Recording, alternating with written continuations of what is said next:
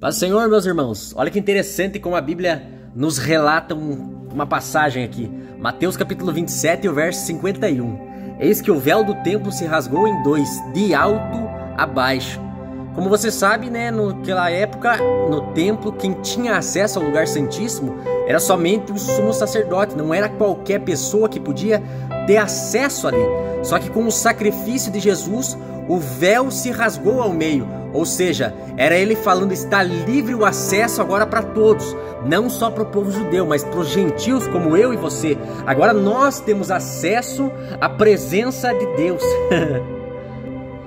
Hebreus 10:19 vai falar: tendo, pois, irmãos, ousadia para entrarmos no santíssimo lugar, pelo sangue de Jesus, pelo caminho que ele nos inaugurou, caminho novo e vivo, através do véu, isto é, da sua carne. É a Bíblia nos dando a confirmação que através do sacrifício, quem tem ousadia agora consegue chegar na presença de Deus. Agora você não depende só do pastor, você mesmo orando você pode alcançar a presença do Senhor. Só que o interessante é que o véu ele foi rasgado de cima para baixo e não de baixo para cima. Por que ele foi de cima para baixo e não de baixo para cima?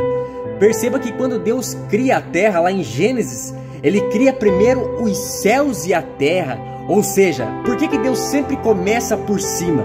Porque o céu ele é a referência para a terra. O céu ele é o modelo correto para a terra. Você quer ter sucesso aqui embaixo? Começa primeiro com as coisas de cima. Mateus vai falar no capítulo 6 que buscai primeiramente o reino de Deus e as demais coisas vos serão acrescentadas. Você sabe qual que é o problema das pessoas hoje em dia?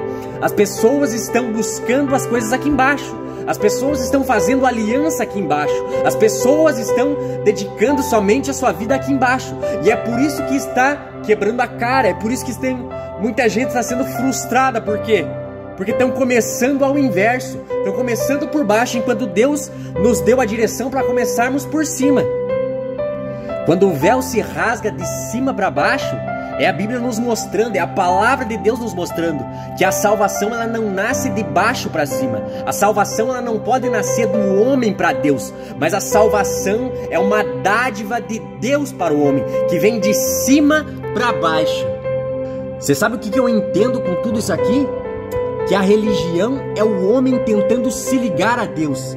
Mas o Evangelho é o próprio Deus se ligando ao homem. É Jesus através do sacrifício nos ligando ao Pai, aleluia.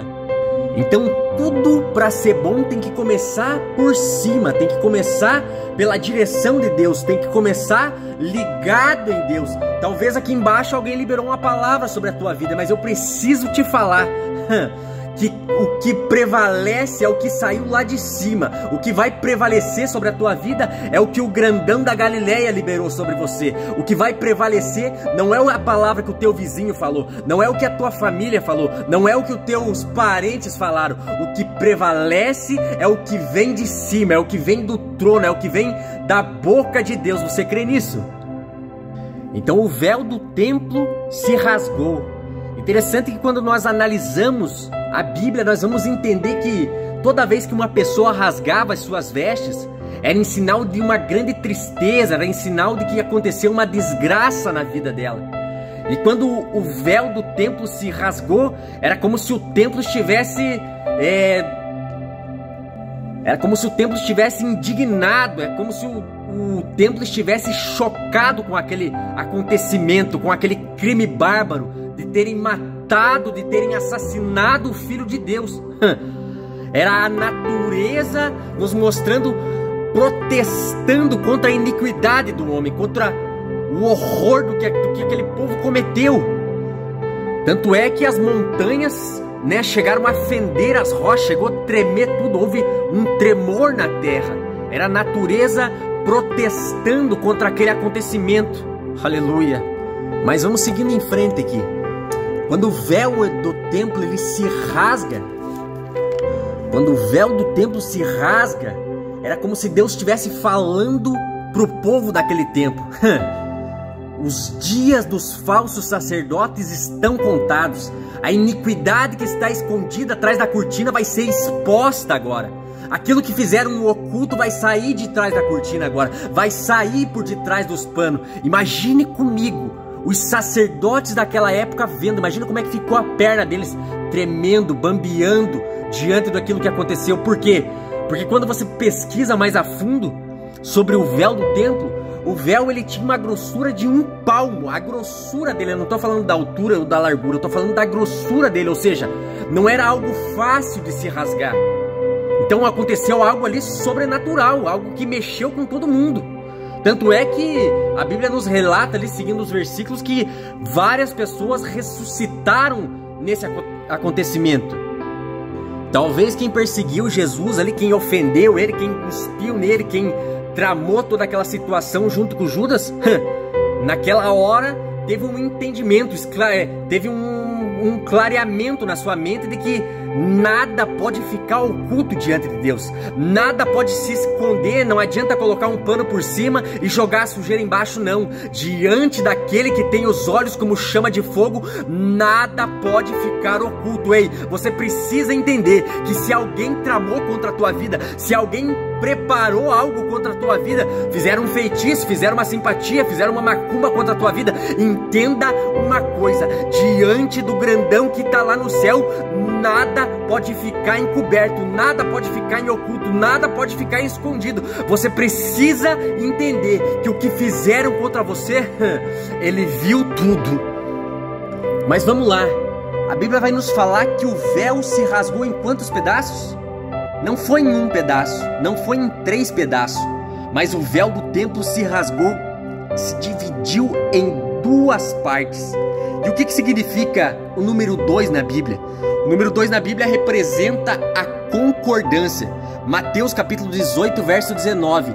Também vos digo que se em 2 de vós concordarem na terra acerca de qualquer coisa que pedirem, isso lhes será feito por meu Pai que está no céu. Mateus capítulo 18, verso 20. Porque onde tiverem 2 ou 3, aleluia, reunidos em meu nome, ali eu estarei.